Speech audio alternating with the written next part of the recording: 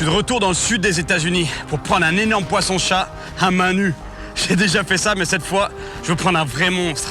Et pour le trouver, il va falloir que j'aille super profond. Alors non seulement je vais devoir me faire secouer par des poissons énormes, mais en plus, ça va se passer complètement sous l'eau. C'est une des pêches les plus dangereuses au monde. Et il y a des gens qui se sont fait très mal en faisant ça. Il y en a même qui sont jamais revenus. Je suis de retour sur l'eau avec Sean et Dustin. Et on se dirige vers un de leurs spots préférés. Un arbre avec un gros trou dans ses racines, à 6 mètres sous la surface. See that tree right there? Yeah. That's the best tree on the lake. We're going to find a fish right here. I like it. I like it. So All let's right. try this. La plongée en hookah, c'est comme la plongée traditionnelle. Mais c'est pas moins dangereux. Parce que là, c'est comme de la plongée sous-marine, mais c'est vraiment intense parce que tu es relié au bateau par un tuyau. Le problème, c'est que le tuyau, il peut se coincer dans des obstacles au fond, il peut se plier, ça peut me couper l'arrivée d'air. Et en plus, j'ai une ceinture de plomb hyper lourde pour que je puisse rester et marcher au fond. Mais le problème, c'est que si je prends un poisson, ça va presque être impossible pour nager jusqu'à la surface. Je vais être coincé au fond, en fait. I don't really know what I'm getting myself into, but I'll figure it out, I guess. You'll get a real quick lesson on it in just a minute.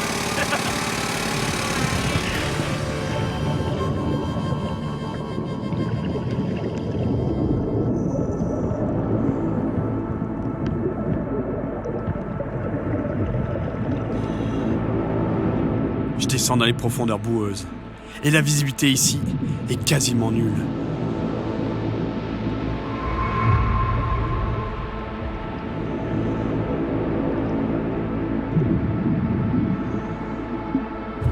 Je touche enfin le fond.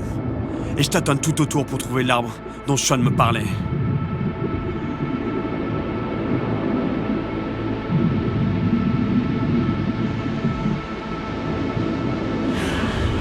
Je le trouve, dans les 6 à 7 mètres sous l'eau. Je peux même pas voir la surface de là où je suis.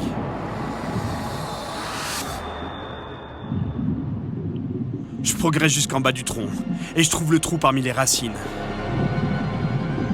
Je mets mon pied dedans, pour voir si quelque chose me mord.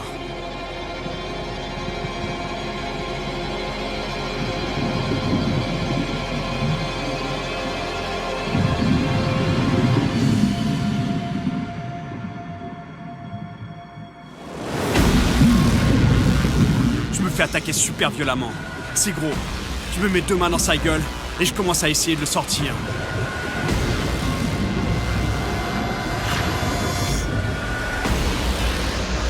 C'est un gros poisson-chat. Un très gros. Je réussis à le sortir de son trou et il se débat à fond.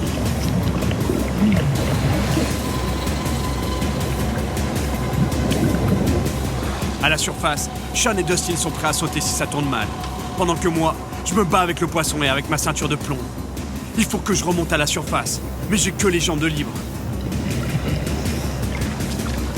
Juste quand je fais surface, mon tuyau d'air se bloque et ça m'arrache le détendeur de la bouche.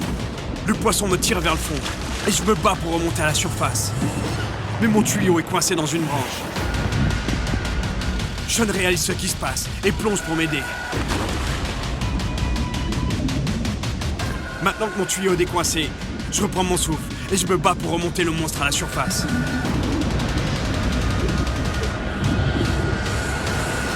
Cyril, let me see the fish. What? It's here, man. Oh my God! Nice fish, huh? Look at that. It's clamping on my hand. Oh, dang. That's a good- tank, man. Yeah, you didn't even know it was that big, did you? That's a 60-pound female right there. Is it 60 pounds? Absolutely, that's a 60-pound female. How many times folks catch a fish that big? Look at that. I don't know, but that's a That's a nice good. fish. That is a nice fish. Et la prise de ce poisson, c'était complètement débile. J'avais un poisson dans les mains qui tirait dans tous les sens. Ah, c'était incroyable. Truc de malade mental, honnêtement. C'est excellent. C'est le premier poisson-chat que j'ai noudelé aussi profond. Et en plus, c'est un gros. C'est peut-être la preuve que les géants se trouvent vraiment dans les eaux plus froides des profondeurs. That's Mississippi flathead fishing at its absolute best. Beautiful animal. C'est peut-être pas le monstre de 40 kilos que je recherche, mais c'est toujours un très beau poisson pour mon premier noodling en plongée avec hookah. Man, that's awesome, bro. I enjoyed it. Let's do it again. That was cool.